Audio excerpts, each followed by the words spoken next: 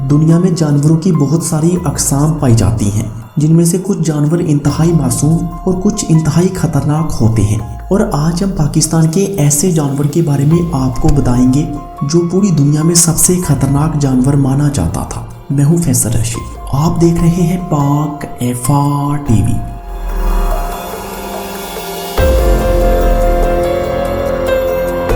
آج سے تقریباً 5 کروڑ 60 لاکھ سال پہلے جہاں اٹک فتح جنگ شہر کے درمیان کالا چٹا پہاڑ نامی سلسلہ کوہ واقع ہے، لاکھوں سال قبل ان میں بیشتر علاقے سمندر کا حصہ تھے اور یہی یہ حیرت انگیز جانور گہرے پانیوں میں شکار کیا کرتا تھا۔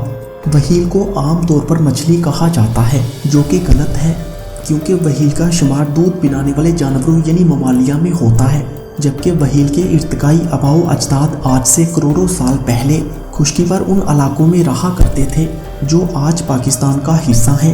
یہ بات آپ کے لیے دلچسپی کا باعث ہے کہ آج سے کروڑوں سال پہلے خشکی پر رہنے والے وہیل کے یہ آباء و اجداد اپنی جسامت اور جسمانی ساخت کے اعتبار سے کتوں اور بیڑیوں کی طرح دکھائی دیتے تھے۔ انہی جانوروں کی نسل میں سے ایک جانور پاکیسیرس بھی تھے۔ یہ ایک گوشت خور شکاری جانور تھا جو کہ نمبوترے جسم، لمبی تھوتنی، مضبوط جبڑوں اور تیز دانتوں کے ساتھ ساتھ ایک لمبی دم رکھتا تھا۔ بنیادی طور پر یہ خشکی کا جانور تھا، لیکن شکار کے لیے اپنے وقت کا ایک بڑا حصہ پانی میں گزارا کرتا تھا۔ اس کے لمبے شکل کی جسامت اسے تیرنے اور غوطہ لگانے میں مدد دیتی تھی، جیسے کچھ مچھلیاں لمبے جسم کی حامل ہوتی ہیں۔ ماہرین آثار قدیمہ کے مطابق پاکیسیرس کی جسمانی لمبائی 7 فٹ تک ہوا کرتی تھی، جبکہ اس کے وزن کا اندازہ 50 پاؤنڈز تک لگایا جاتا ہے۔ بنیادی طور پر اس کی خوراک مچھلی اور آبی جانوروں پر مشتمل ہوتی تھی، تاہم اس کی خوراک میں کچھ زمینی جانور بھی شامل ہو سکتے تھے۔ پاکیسیرس کا پہلا ڈھانچہ سال 1981 میں اٹک میں کالا چٹا پہاڑ سے برآمد ہوا تھا۔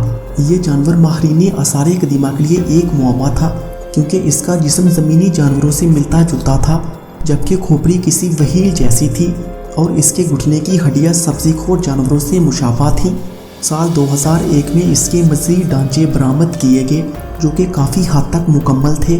طویل تحقیقات کے بعد 2009 میں اس جانور کو آج کی وہیل کا جد امجد قرار دیا گیا، تاہم اس پر تحقیقات ابھی تک مکمل نہیں ہوئی۔ کہا جاتا ہے کہ پاکیسیرس کی معدومی کا اندازہ 4 کروڑ 10 لاکھ سال قبل کا ہے۔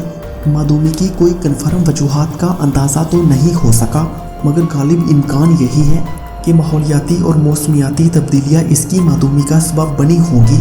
ویڈیو پسند آنے کی صورت میں اسے زیادہ سے زیادہ لائک کر کے ہماری حوصلہ افزائی کریں اور مزید ایسی ہی ویڈیوز کے لیے پاک ایفا ٹی وی کو سبسکرائب کریں۔